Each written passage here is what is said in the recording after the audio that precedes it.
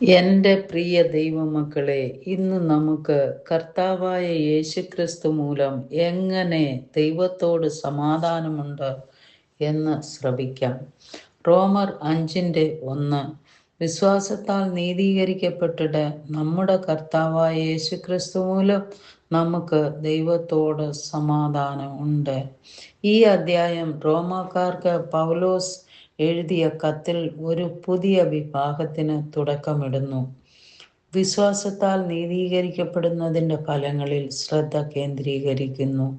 മുൻ അധ്യായങ്ങളിൽ രക്ഷയ്ക്കായുള്ള മനുഷ്യരാശിയുടെ സാർവത്രിക ആവശ്യം, പ്രവൃത്തികളുടെയോ നിയമത്തിൻ്റെയോ അപര്യാപ്തത, യേശുക്രിസ്തുവിലുള്ള വിശ്വാസത്തിലൂടെയുള്ള നീതിയുടെ ദാനം എന്നിവ പൗലോസ് വിശദീകരിക്കുന്നു. ഇപ്പോൾ നീതീകരണത്തിൽ നിന്നൊഴുകുന്ന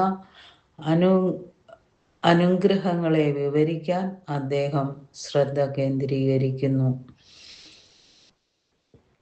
ദൈവവുമായുള്ള സമാധാനത്തിൽ തുടങ്ങി ഈ സമാധാനം വെറും ഒരു വികാരമല്ല, മറിച്ച് ക്രിസ്തുവിൻ്റെ ത്യാഗപരമായ മരണത്തിലൂടെയും പുനരുദ്ധാനത്തിലൂടെയും സാധ്യമായ ദൈവവുമായുള്ള പുനഃസ്ഥാപിച്ച ബന്ധമാണ്. നീതീകരിക്കപ്പെടുക എന്നതിനർത്ഥം ദൈവത്താൽ നീതിമാനായി പ്രഖ്യാപിക്കപ്പെടുക എന്നാണ്. ഇത് നമ്മുടെ പ്രവൃത്തികളെ അടിസ്ഥാനമാക്കിയല്ല, മറിച്ച് യേശുക്രിസ്തുവിലും അവൻ്റെ പാപപരിഹാര യാഗത്തിലുമുള്ള വിശ്വാസത്തെ അടിസ്ഥാനമാക്കിയുള്ളതാണ്. നീതീകരണത്തിനു മുമ്പ് പാപം നിമിത്തം മനുഷ്യൻ ദൈവവുമായി ശത്രുതയിലായിരുന്നു. ക്രിസ്തുവിലൂടെ ഈ ശത്രുത നീക്കപ്പെടുകയും വിശ്വാസികൾ ദൈവവുമായി അനുരഞ്ജനം നടത്തുകയും ചെയ്യുന്നു. ഈ സമാധാനം ഐക്യത്തിൻ്റെയും പുനഃസ്ഥാപിക്കപ്പെട്ട ബന്ധത്തിൻ്റെയും അവസ്ഥയാണ്. കേവലം സംഘർഷത്തിൻ്റെ അഭാവം മാത്രമല്ല, നീതീകരണത്തിൻ്റെയും സമാധാനത്തിൻ്റെയും പ്രയോജനങ്ങൾ യേശുവിലൂടെ മാത്രമേ സാധ്യമാകൂ എന്നും ഊന്നി പറയുന്നു. ദൈവവുമായുള്ള അനുരഞ്ജനം യഥാർത്ഥമാക്കുന്ന മധ്യസ്ഥനാണ് കർത്താവായ യേശു ക്രിസ്തു.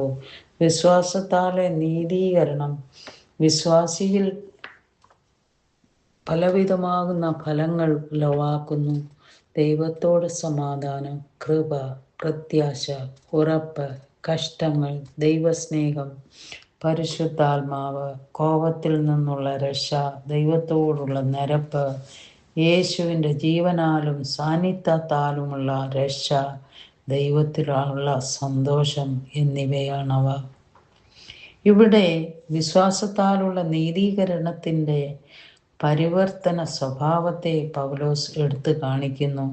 ഇത് കേവലം നിയമപരമായ പ്രഖ്യാപനമല്ല, ദൈവവുമായുള്ള ഒരു പുതിയ ബന്ധത്തിൻ്റെ തുടക്കമാണ്. ഈ സമാധാനം സ്ഥാനപരവും പരീക്ഷണാത്മകവുമാണ്. ഈ വാക്യം നമ്മുടെ വിശ്വാസത്തെ യേശുവിൻ്റെ പൂർത്തിയായ വേലയുമായി ബന്ധിപ്പിക്കുന്നു. ഈ സമാധാനം ശാശ്വതവും അചഞ്ചലവുമാണ്, കാരണം അത് മനുഷ്യൻ്റെ പ്രയത്നമല്ല, ദൈവത്തിൻ്റെ പ്രവർത്തനത്തെ അടിസ്ഥാനമാക്കിയുള്ളതാണ്. ദൈവവുമായുള്ള നമ്മുടെ ബന്ധം ക്രിസ്തുവിലൂടെ സുരക്ഷിതമാണെന്ന് തിരിച്ചറിഞ്ഞുകൊണ്ട് നാം സമാധാനത്തിൽ വിശ്രമിക്കണം, ആത്മവിശ്വാസത്തോടെ ജീവിക്കണം, സമാധാനത്തിൻ്റെ സുവിശേഷം പങ്കുവയ്ക്കണം, ദൈവവുമായുള്ള നമ്മുടെ ബന്ധങ്ങളിൽ വളരണം, സമാധാന നിർമ്മാതാവായിരിക്കണം നാം.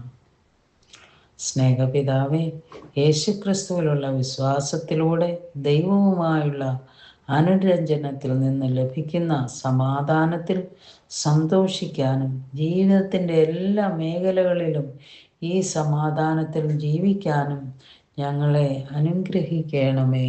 യേശുവിൻ്റെ നാമത്തിൽ തന്നെ ആമേൻ.